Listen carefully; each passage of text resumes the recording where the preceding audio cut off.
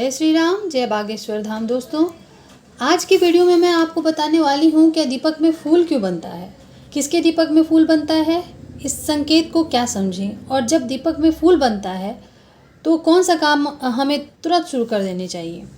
अगर आपने ये काम नहीं किया तो इसका क्या दुष्प्रभाव होगा, यह सब दोस्तों मैं क्लियर करती हूँ। लेकिन आपसे अनुरोध है, छोटा सा आपसे अनुरोध है, एक रिक्वेस्ट करती हूँ आपसे कि मेरे चैनल को सब्सक्राइब कर लें ताकि सारी नोटिफिकेशन आप तक सबसे पहले पहुँचे। पूजा के दीपक में फूल बनना कोई अंधविश्वास वाली बात नहीं होती दोस्तों।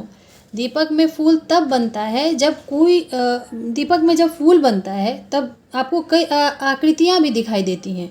कभी गुलाब का आकृति होगा, गुलाब के जैसी तलवार, कभी 3 पंखुड़ी की दीपक में फूल बन जाता है।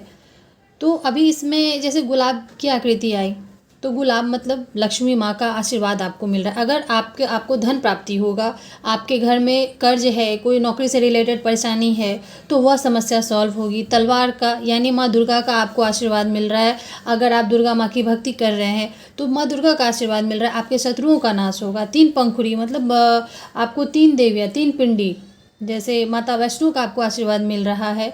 कभी आपको इष्ट के दर्शन हो जाएंगे दोस्तों, आकृति आ जाएगी, इष्ट की आकृति उभर के आ जाएगी दीपक के लौ में। दोस्तों, ये सब आशीर्वाद है आपके इष्ट द्वारा जो दिए जाते हैं आपको। दोस्तों, यह फूल सबके दीपक में नहीं बनता। फूल बस उनके दीपक में बनता है जो नियम पूर्वक विधि विधान के साथ पूजा करते हैं, जिनका मन निर्मल और पावन होता है। कहने का अर्थ, जो पूरे मतलब समर्पित हो जाते हैं प्रभु को, उनके दीपक में ही फूल बनता है।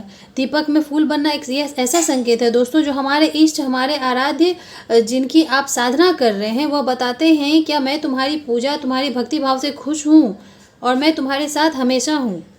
चाहे बात ही लंबी हो या गोल हो, फूल जो है वह हर बाती में बनता है। आपके इष्ट आपकी पूजा स्वीकार कर रहे हैं, वह खुश हैं, वह आपको आशीर्वाद दे रहे हैं। कभी कभी ऐसा होता है, क्या आपकी पूजा करते समय भगवान को जो आप पुष्प चढ़ाते हैं वह पुष्प गिर जाता है। चाहे वह मतलब जब वो हाथ चढ़ा रहे हैं, चढ़ा दिया तो वो पुष्प गिर जाता है, चाहे वो आपके प्रसाद की प्लेट में गिरे या फिर सामने ही गिर जाता है। तो दोस्तों, यह भी बहुत बड़ा आशीर्वाद है, यह भी संकेत है क्या प्रभु तक आपकी पूजा स्वीकार हो रही है। तो इन्हीं संकेतों के माध्यम से वो बताते हैं दोस्तों, वो खुद थोड़े ही ना आएंगे बताने के लिए। चलिए दोस्तों, अगर आपके साथ ऐसा होता है तो आपको यह 3 कार्य करना तुरंत शुरू कर देना चाहिए। दीपक शांत होने के बाद आप उस फूल को तोड़ लीजिएगा। जो फूल बनता है आप उस फूल को तोड़ लें, और जो आप तिलक लगाते हैं उस फूल में थोड़ी सा घी मिला दें, और जो आप तिलक लगाते हैं उसमें आप चाहे आप चंदन का तिलक लगाते हैं, सिंदूर है, रोली है, जिसका भी आप तिलक लगाते हैं उसमें थोड़ा वो मिला के और उसे लगाना आप शुरू कर दें। इसका फ़ायदा ये होगा कि आपके अंदर एक ऊर्जा आएगी, एक सकारात्मक ऊर्जा, दैवीय शक्ति आएगी। दैवीय ऊर्जा है ना, वह दैवीय शक्ति द्वारा वो फूल बना है तो दैवीय ऊर्जा आ जाएगी। लोग आपकी बातें सुनेंगे, आपके जटिल जो कठिन काम है वह बनना शुरू हो जाएगा और दैवीय शक्ति आपके कार्य बनाने लगेंगे। कर्ज और नौकरी, व्यापार की समस्या सब सुलझ जाएंगी। परेशानी आपके किसी परिवार वाले या आपके आसपास नहीं फटकेगी, है ना। तो अपने प्रभु के पास तो, और जो परेशानी आप किसी से कह नहीं सकते, ऐसी परेशानियां भी होती है ना दोस्तों जो हम किसी के पास शेयर नहीं कर सकते, लेकिन प्रभु को तो सब पता होता है। तो ऐसी परेशानी भी आपकी सुलझ जाएगी। यदि आपके कर्मों के द्वारा ही आपको दुख मिल रहा हो, आपको तो उसे फिर भुगतना पड़ेगा। लेकिन दोस्तों, लोग क्या करते हैं, भगवान को कोसना शुरू कर देते हैं। क्या मैं पूजा कर रहा हूँ, मैं पूजा कर रही हूँ, फूल भी बन रहा है, सब कुछ हो रहा है, लेकिन मेरा कार्य नहीं बन रहा, भगवान मेरी सुन कहाँ रहा है। नहीं दोस्तों, आपने कोई गलत कर्म किया है, आपके कार्य सही नहीं हुए हैं, आपने किसी को दुख पहुँचाया है, कोई गलत कार्य किया है, तो वो दुख आपको भुगतना पड़ेगा। लेकिन उस दुख को कम कर देते हैं प्रभु। क्या आप जो पूजा अध्यात्म के रास्ते पे जा रहे हैं, बढ़ रहे हैं, तो प्रभु उस दुख को आपको झेलने की शक्ति प्रदान करते हैं।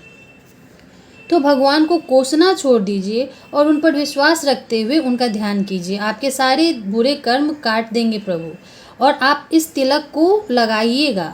तो ऐसे में यदि आप उस तिलक को लगाते हो तो जहाँ ज़्यादा आपको परेशानी होगी, जहाँ ज़्यादा तकलीफ मिलनी होगी, वहाँ आपको दैवीय शक्ति के कारण आराम मिलना शुरू हो जाएगा। मंत्र जाप और साधना का आपको समय बढ़ा देना चाहिए इसमें। इससे क्या है, आपके सारे कार्य बनेंगे। अब जैसे देखिए, मंत्रों द्वारा ही आप अपने जप को, पूजा को सिद्ध करते हैं। तो जब ऐसा होगा तो आपको अपना मंत्र और जाप की संख्या बढ़ा देनी है, क्योंकि प्रभु तक तो आपकी पूजा जा रही है ना। और मंत्र जाप आप बनाएंगे तो आपको बहुत सब कुछ क्लियर होने लगेगा, बहुत कुछ आपको आभास होना शुरू हो जाएगा कि आपके साथ कुछ घटने वाला है, ऐसा शुरू हो जाएगा। तीसरा कार्य जो आपको करना है कि आप भोग लगाना शुरू कर दीजिए। आप प्रभु को जो आपके इष्ट देव संकेत दे रहे हैं उनके लिए आप भोग लगाना शुरू कर दीजिए। और जब आप भोग लगाइएगा तो अपनी आंखें थोड़ी देर बंद करके, उनका ध्यान करके, उनके बारे में सोच करके आप उनको भोग लगाइए। भोग में मिष्ठान, बतासा, मिश्री आप ये सब चढ़ा सकते हैं। आप पूजा के बाद इस प्रसाद को सब परिवार ग्रहण करें, ताकि जो भी कष्ट, जो भी परेशानी आपके घर परिवार पर होने वाली हो वह सब टल जाएगी, आपकी सारी परेशानी खत्म होगी। दीपक में फूल का बनना आपके इष्ट देव की उपस्थिति को बताता है, तो आपको यह कार्य तुरंत करना शुरू कर देना है। वीडियो को लाइक एंड शेयर जरूर कीजिएगा दोस्तों। मिलती हूँ आपसे अपने अगले वीडियो में। आपका कोई भी क्वेश्चन हो, जो आपको कोई भी आपको समझ नहीं आ रहा हो पॉइंट, तो वह आप